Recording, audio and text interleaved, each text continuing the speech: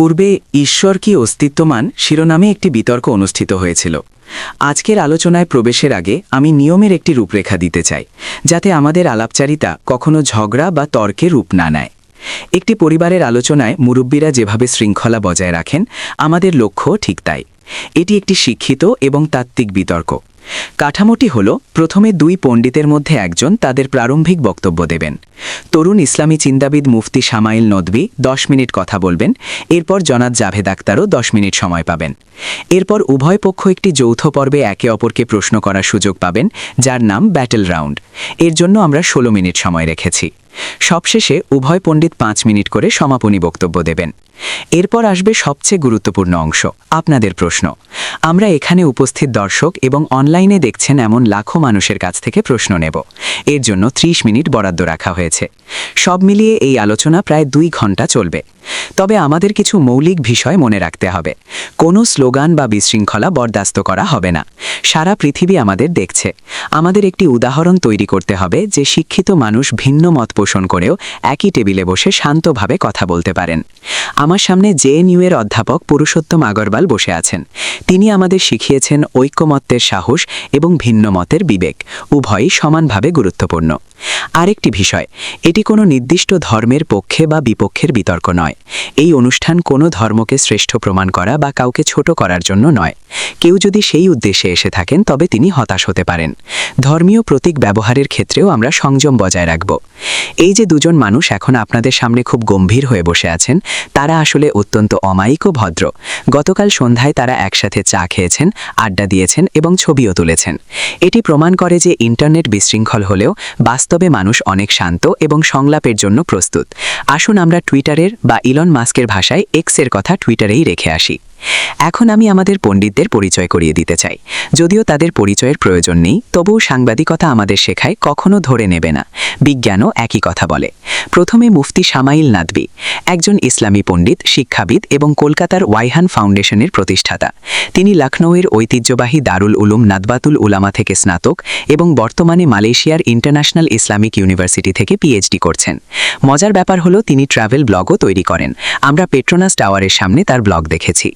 অন্যদিকে আমাদের সাথে আছেন জনাব জাভেদ আখতার, কবি, গীতিকার, চিত্রনাট্যকার এবং ভারতীয় চলচ্চিত্রের অসংখ্য স্মরণীয় সংলাপ ও গানের রচয়িতা। তিনি তার বৈজ্ঞানিক দৃষ্টিভঙ্গি এবং ঘোষিত নাস্তিকের জন্য পরিচিত। যুক্তিবাদ তার চিন্তাধারার কেন্দ্রে। ভদ্রমহিলা ও ভদ্রমহোদয়গণ, ঈশ্বর কি অস্তিত্বমান? মানুষ যুগ যুগ ধরে এর উত্তর খুঁজেছে। কেউ একে গড পার্টিকেল বা হিগস বোজনের সন্ধান বলেন। কেউ প্রশ্ন করেন, ভর বা ম্যাস কোথা থেকে এলো? সৃষ্টির আগে কি কিছু ছিল? সময় শুরু হওয়ার আগে কি ছিল? অন্য অনেকে আবার জানতে চান যে প্রকৃতির নিয়মে মানুষের মস্তিষ্কের ভেতরে কিভাবে এই অনুসন্ধিচ্ছা বিবর্তিত হলো। আশা করি আজ আমরা কিছু উত্তর পাব। প্রথমে আমি মুফতি শামাইল নদভীকে মঞ্চে আমন্ত্রণ জানাচ্ছি। প্রারম্ভিক বক্তব্য, মুফতি শামাইল নদভী। সমস্ত প্রশংসা সেই স্রষ্টার জন্য, যিনি এই মহাবিশ্বকে একটি নির্দিষ্ট উদ্দেশ্যে সৃষ্টি করেছেন। শ্রদ্ধেয় জাভেদ আখতার সাহেব, শ্রদ্ধেয় সঞ্চালক সৌরভ দ্বিবেদী সাহেব এবং উপস্থিত সুধীবৃন্দ, সবাইকে ধন্যবাদ।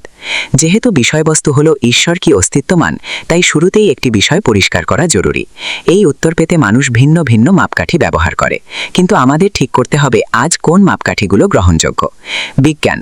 আমি জানি জনাব জাভেদ আখতার বিজ্ঞানের দিকে ঝুঁকতে পারেন, কিন্তু বাস্তবতা হলো বিজ্ঞান নিজে ঈশ্বরকে সরাসরি প্রমাণ বা অপ্রমাণ করার কোনো যন্ত্র নয়।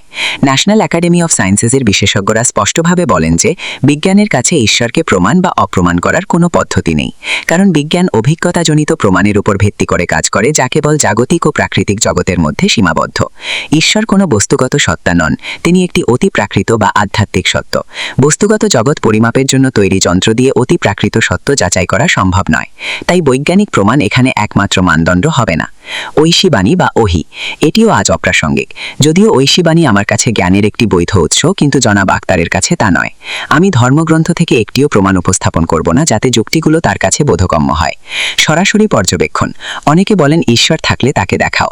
এটি মেটাল ডিটেক্টর দিয়ে প্লাস্টিক খোঁজার মতো। মেশিনটি বিপ শব্দ করছে না মানে এই নয় যে প্লাস্টিক সেখানে নেই। আসলে যন্ত্রটি সেই কাজের জন্য তৈরিই হয়নি। ঈশ্বরের সরাসরি শারীরিক প্রমাণ দাবি করা একটি শিশুতোষ দাবি, এবং আমি বিশ্বাস করি জনাব আখতার সেই পর্যায়ে পার করে এসেছেন। তাই কেবল একটি মানদণ্ডই অবশিষ্ট থাকে, বুদ্ধি, যুক্তি এবং বিচার বুদ্ধি। যুক্তিটি 2+2=4 এর মতো স্পষ্ট এবং অনস্বীকার্য হতে হবে। উদাহরণস্বরূপ, সৌরভ সাহেব একজন মানুষ, সকল মানুষ সচেতন সত্তা, সুতরাং সৌরভ সাহেব একজন সচেতন সত্তা। এটি একটি অকাট্য যুক্তি। জনাব আক্তার যদি ঈশ্বরের অস্তিত্বের বিরুদ্ধে এমন সুনির্দিষ্ট ও অকাট্য যুক্তি দিতে পারেন, আমি তা মেনে নেব। তবে আমার ধারণা কেউ এমন যুক্তি দিতে পারবে না। একটি সহজ উদাহরণ দিই। কল্পনা করুন আমরা একটি নির্জন দ্বীপে আছি, যেখানে কোনো মানুষের পা পড়েনি। হঠাৎ আপনি মাটিতে একটি গোলাপি বল দেখতে পেলেন।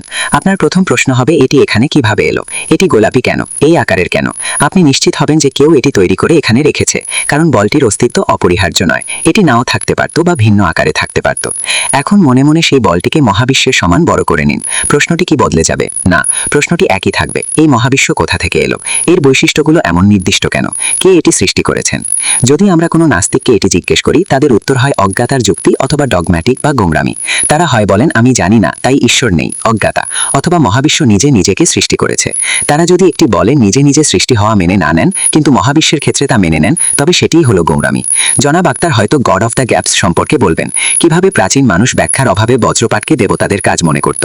কিন্তু একটি প্রাকৃতিক ঘটনার প্রক্রিয়া ব্যাখ্যা করলেই ঈশ্বরের অস্তিত্ব মিথ্যা হয়ে যায় না।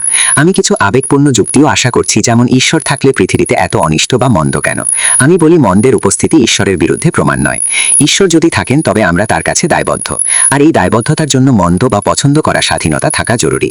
অন্যথায় আমরা নৈতিক জীব হতে পারতাম না। এই মহাবিশ্বের সবকিছুই নির্ভরশীল, অর্থাৎ এর অস্তিত্বের জন্য অন্য কিছুর উপর নির্ভর করতে হয়। দর্শনগতভাবে যদি নির্ভরশীল জিনিসের অস্তিত্ব থাকে, তবে আমাদের অবশ্যই একটি অপরিহার্য সত্তা বা নেসেসারি বিইংয়ে পৌঁছতে হবে, এমন এক সত্তা যার অস্তিত্বহীনতা অসম্ভব। আপনি যদি প্রশ্ন করেন সেই সত্তাকে কে সৃষ্টি করেছে, তবে আপনি কারণের অন্তহীন পরম্পরা বা ইনফিনিট রিগ্রেস অফ কজেসের গোলকধাঁধায় পড়বেন, যা একটি যুক্তিগত ত্রুটি।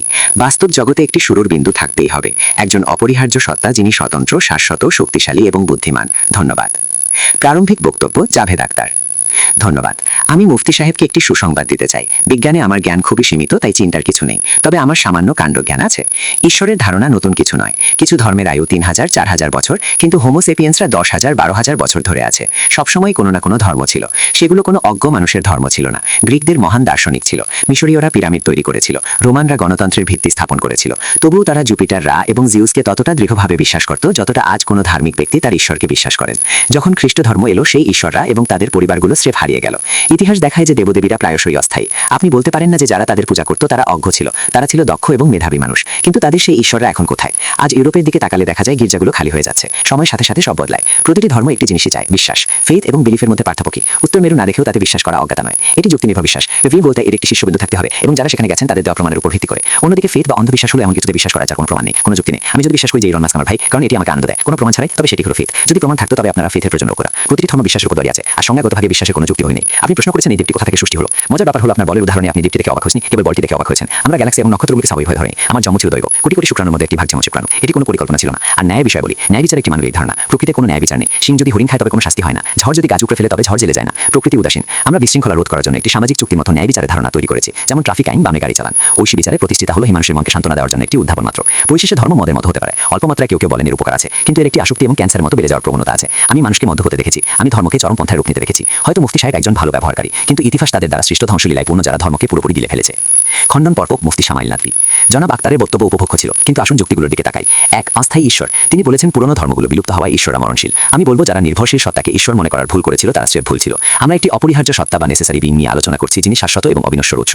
দুই, ফেইথ বনাম বিলিফ। তিনি রিচার্ড ডকিন্সের সংজ্ঞা ব্যবহার করেছেন। জ্ঞানতাত্ত্বিকভাবে ফেইথ এবং বিলিফ উভয়ই সত্য বা মিথ্যা হতে পারে। আমরা যুক্তি ও প্রমাণ সমর্থিত বিশ্বাসের পক্ষে কথা বলি। তিন, মূর্খতা। তিনি প্রশ্ন করেছেন অন্ধবিশ্বাস যদি মূর্খতা না হয় তবে কি? আমি বলি নাস্তিত্ব দাঁড়ই হলো মূর্খতা। আপনি যদি কোনো বাগানে ফুলের সাহায্যে আই লাভ জাভেদ আক্তার লেখা দেখেন, আপনি কি একে প্রাকৃতিক নির্বাচন বলবেন? না, আপনি সেখানে একজন নকশাকারকে দেখবেন। এই জটিল মহাবিশ্বের দিকে তাকিয়ে এটি নিজে নিজে হয়েছে বলাটাই হলো চরম অযৌক্তিকতা। চার, ন্যায় বিচার। তিনি বলেন ন্যায় বিচার আপেক্ষিক, ট্রাফিক আইনের মতো। এটি একটি ভুল সমতা বা ফলস ইকুইভ্যালেন্স নামক যুক্তিদোষ। ট্রাফিক নিয়ম আপেক্ষিক হতে পারে, কিন্তু ন্যায় বিচার বা ভালো ও মন্দের মধ্যে বস্তুগত পার্থক্য একটি অবজেক্টিভ মোরালিটি। আপনি যদি বলেন ন্যায় বিচার সম্পূর্ণ আপেক্ষিক, তবে কোনো সমাজ যদি সম্মিলিতভাবে নির্যাতনকে সঠিক বলে মেনে নেয়, তবে কি আপনি তাকে সমর্থন করবেন? পাঁচ, সময়ের আগে। তিনি প্রশ্ন করেছেন মহাবিশ্ব সৃষ্টির আগে ঈশ্বর কি করছিলেন? এটি একটি যুক্তিগত ত্রুটি। আগে এবং পরে হলো সময়ের শব্দ। যেহেতু সময়ের শুরু মহাবিশ্বের সাথে, তাই সময়ের আগে কি ছিল তা জিজ্ঞেস করা একটি অর্থহীন প্রশ্ন। ছয়, ইঞ্জিনের উদাহরণ। যদি কেউ একটি গাড়ি দেখে বলে কেউ এটি বানিয়েছে, আর জনাব আক্তার হুট খুলে বলেন দেখুন একটি ইঞ্জিন এটি চালাচ্ছে, তাই কেউ এটি বানায়নি, তবে সেটি হবে অযৌক্তিক। ইঞ্জিন বা বৈজ্ঞানিক ব্যাখ্যা খুঁজে পাওয়া মানে কেবল সিস্টেমটি কিভাবে কাজ করে তা বোঝা। এটি সেই স্রষ্টাকে অস্বীকার করে না যিনি সিস্টেমটি ডিজাইন করেছেন। বিজ্ঞান বস্তুগত ব্যাখ্যার মাধ্যমে ফাঁকফোকরগুলো পূরণ করে, কিন্তু পুরো বস্তুগত ব্যবস্থাটি একজন অপরিহার্য সত্তার উপরে নির্ভরশীল।